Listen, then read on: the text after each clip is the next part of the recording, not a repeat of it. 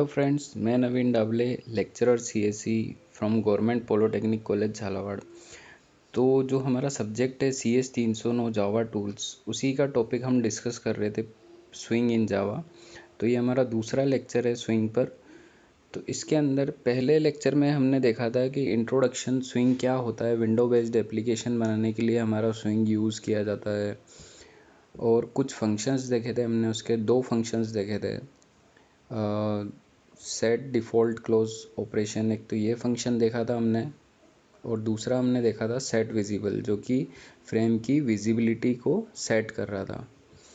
आज भी हम कुछ फंक्शंस डिस्कस करेंगे इस वीडियो में, जो कि हमारे जे फ्रेम के फंक्शंस हैं।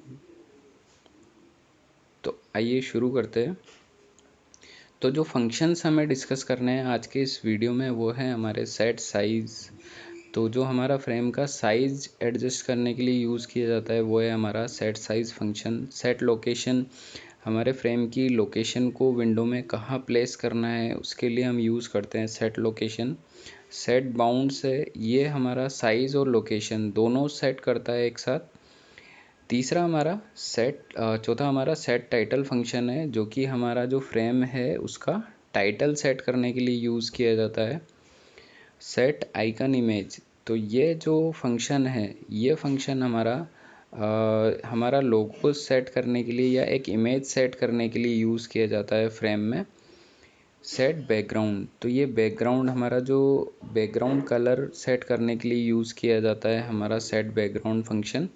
और सेट रीसाइजेबल, ये जनरेट होता है। इसके अंदर हमारे 3 बटन्स दिखते हैं आपको, मिनिमाइज, मैक्सिमाइज और क्लोज। तो ये मैक्सिमाइज बटन को डिसेबल करने के लिए यूज़ किया जाता है, ताकि यूज़र जो है वो विंडो को मैक्सिमाइज ना कर पाए, और वो जो रेस्ट्रिक्ट हो जाए, मतलब विंडो को मैक्सिमाइज करने के लिए रेस्ट्रिक्ट हो जाए, वो विंडो का जो मैक्सिमाइज बटन है वो डिसेबल कर देता है। तो इन्हीं फंक्शंस के बारे में आज हम इस वीडियो में डिस्कस करने वाले हैं। तो शुरू करते हैं पहले फंक्शन से, सेट साइज जो हमारा फंक्शन है। तो यहाँ पर आपको एक लाइन दिख रही है लास्ट में, यहाँ पर फ्रेम डॉट सेट साइज़। तो ये जो हमारा फ्रेम, जिस फ्रेम की हमें साइज़ सेट करनी है, उसका ऑब्जेक्ट, मतलब वो फ्रेम डॉट सेट साइज़, ये हमारा फंक्शन है। और 700, 500 ये हमारा है विड्थ और हाइट। तो 700 हमारी विड्थ है और 500 जो है हमारा हाइट है। तो जब हम इसको सेव करने के बाद रन करेंगे तो हमारा कुछ इस तरह का आउटपुट आएगा। 700 इसकी हाइट है, विड्थ है, और 500 इसकी हाइट है। और एक चीज़ यहाँ पर कि हमारा जो ये विंडो दिख रहा है, जनरेट जो विंडो नया हमारा हो रहा है, इसमें लेफ़्ट टॉप कॉर्नर से ये स्टार्ट हो रहा है, बिल्कुल लेफ़्ट टॉप कॉर्नर से स्टार्ट हो रहा है। तो अगर हमें इसकी लोकेशन सेट करनी है, कि हम चाहते हैं, जैसे ये जो ब्लैक वाला विंडो आ रहा है हमारा कंट्रोल पैनल का, कमांड लाइन विंडो, तो हम चाहते हैं कि अगर ये भी ऐसी प्लेस पर हम इसकी लोकेशन सेट कर सके, तो उसके लिए फिर हमारा नेक्स्ट फंक्शन है सेट लोकेशन फंक्शन। तो वो हम देखते हैं नेक्स्ट, कि सेट लोकेशन फंक्शन। तो यहाँ पर मैंने एक और लाइन लिखी, यहाँ पर फ्रेम डॉट सेट लोकेशन 100, 50। तो जो 100 है, ये है इसकी लेफ़्ट से पोजीशन, कि 100 पिक्सल लेफ़्ट से शिफ्ट होगा, और जो 50 है ये टॉप से शिफ्ट होगा। तो 100, 50, तो 100 पिक्सल्स तो लेफ़्ट से शिफ्ट होगा, और 50 पिक्सल्स जो है ये टॉप से शिफ्ट हो जाएगा। तो जो इसको सेव करने के बाद जब हम इसको रन करेंगे तो हमारा इस तरह का आउटपुट आएगा। तो ये आप देख रहे हैं कि लेफ़्ट से शिफ्ट हो गया 100 पिक्सल्स, और टॉप से शिफ्ट हो गया 50 पिक्सल्स। इसके बाद हमारा जो नेक्स्ट फंक्शन है वो है सेट बाउंड्स। तो जैसा कि हमने देखा, साइज से हम फ्रेम की साइज को डिसाइड कर रहे थे या एडजस्ट कर रहे थे, विड्थ और हाइट उसके अंदर हम पास कर रहे थे। और उसके बाद हमने दूसरा फंक्शन पढ़ा सेट लोकेशन, जो कि हमारे विंडो को प्लेस कर रहा था हमारे स्क्रीन पर। तो ये जो फंक्शन है सेट बाउंड्स, ये सेट साइज़ और सेट लोकेशन, ये दोनों का काम करता है। तो अभी हम देखेंगे कि इसके अंदर 4 पैरामीटर पास हो रहे हैं। तो जो शुरू के 2 पैरामीटर हैं ये वो हैं जो आपने सेट लोकेशन फंक्शन के अंदर पास किए थे, यानी आपकी लेफ़्ट से कितने पिक्सल ये शिफ्ट हो रहा है और टॉप से कितने पिक्सल शिफ्ट हो रहा है। तो यहाँ पर आपको 100 वैल्यू पास कर रखी है, तो लेफ़्ट से भी ये 100 पिक्सल शिफ्ट हो रहा है और टॉप से भी 100 पिक्सल शिफ्ट हो रहा है। उसके बाद जो ये 100,500 है, तो ये है हमारा जो सेट साइज़ के अंदर आपने पैरामीटर्स पास किए थे, विड्थ और हाइट। तो 1000 इसकी विड्थ है और 500 जो है इसकी हाइट है। तो जब इसको सेव करने के बाद हम इसको रन करेंगे तो हमें इस तरह का आउटपुट आएगा। देखिए आप यहाँ पर कि 100 ये लेफ़्ट से शिफ्ट हो गया, 100 टॉप से शिफ्ट हो गया और इसकी जो विड्थ है वो हमारी 1000 हो गई और जो विड्थ हमारी 1000 हो गई और हाइट जो है इसकी 500 हो गई। तो यहाँ पर जो सेट बाउंड है ये हमारा दोनों फंक्शन का काम एक साथ कर रहा है। सेट साइज़ और सेट लोकेशन दोनों का काम ये एक ही फंक्शन कर रहा है। इसके बाद हम देखते हैं कि जैसे कि यहाँ पर अभी आपको कुछ भी नहीं दिख रहा है, यहाँ फ्रेम में आपको बस मिनिमाइज मैक्सिमाइज और क्लोज का सिंबल दिख रहा है और यहाँ पर एक ये इमेज दिख रही है जेडीके की यहाँ पर लेफ्ट टॉप में। तो अगर हमें इस फ्रेम का टाइटल सेट करना है तो उसके लिए हमारे पास फंक्शन है सेट टाइटल। तो सेट टाइटल फंक्शन यूज़ करके हम इस फ्रेम का टाइटल सेट कर सकते हैं। जैसे कि यहाँ पर लिखा हुआ है फ्रेम डॉट सेट टाइटल और फिर मैंने इसके अंदर ये जो मेरा टाइटल सेट करना है वो मैंने स्ट्रिंग पास कर दी है माय जे फ्रेम। तो यहाँ पर ये क्या करेगा, यहाँ पर इसको मैंने कंपाइल और एग्जीक्यूट किया और यहाँ पर आप देख रहे हैं कि राइट साइड में आपको यहाँ पर ये माय जे फ्रेम मिल रहा है आपको। तो ये मेरा टाइटल सेट हो चुका है हमारे फ्रेम का। तो उसके टाइटल सेट करने के लिए मेरा फंक्शन है सेट टाइटल। तो मेरे फ्रेम का अगर मुझे टाइटल सेट करना है तो हम सेट टाइटल फंक्शन यूज़ करके इजीली हम उसका टाइटल सेट कर सकते हैं। इसके बाद है हमारा सेट आइकन इमेज। तो अगर मुझे, जैसे कि आपने देखा था कि पिछले इसमें माय फ्रेम के बगल में आपको एक जेडीके की इमेज दिख रही है, अगर इसकी जगह आपको कोई और इमेज डालनी है तो उसके लिए फिर हमारा फंक्शन है सेट आइकन इमेज। तो यहाँ पर सबसे पहले तो ये करना है कि इमेज आइकन का मुझे एक ऑब्जेक्ट बनाना है। तो image icon equal to new, फिर इमेज आइकन और ये मेरे को जो इमेज सेट करनी है वो है यहाँ पर। अगर ये उसी फोल्डर में है जिसमें आपकी स्विंग फाइल है तो ये यहाँ पर आपको केवल नाम स्पेसिफाई करना है उसका। अगर वो कहीं और है तो यहाँ पर आप पूरा पाथ स्पेसिफाई करेंगे कि कहाँ पर वो इमेज एग्जिस्ट कर रही है आपके कंप्यूटर पर।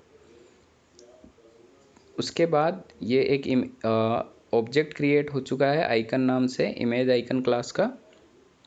इसके बाद जो नेक्स्ट लाइन लिखनी है वो है frame dot set icon image. तो ये जो हमारा फंक्शन है सेट आइकन इमेज और इसके अंदर हमारा जो पैरामीटर जा रहा है वो है हमारा ऑब्जेक्ट जो कि हमने बनाया था इमेज आइकन क्लास का आइकन। तो ये जो ऑब्जेक्ट है सेट आइकन इमेज जो है ये इस ऑब्जेक्ट को ये इमेज में कन्वर्ट कर देता है और इसको सेव करने के बाद जब हम इसका आउटपुट देखेंगे तो यहाँ पर ये हमने किया, इसको कंपाइल किया और रन करने के बाद आप देख रहे हैं यहाँ पर ये आपको HP नाम से एक लोगो दिख रहा है। तो ये आपकी इमेज सेट हो चुकी है यहाँ पर।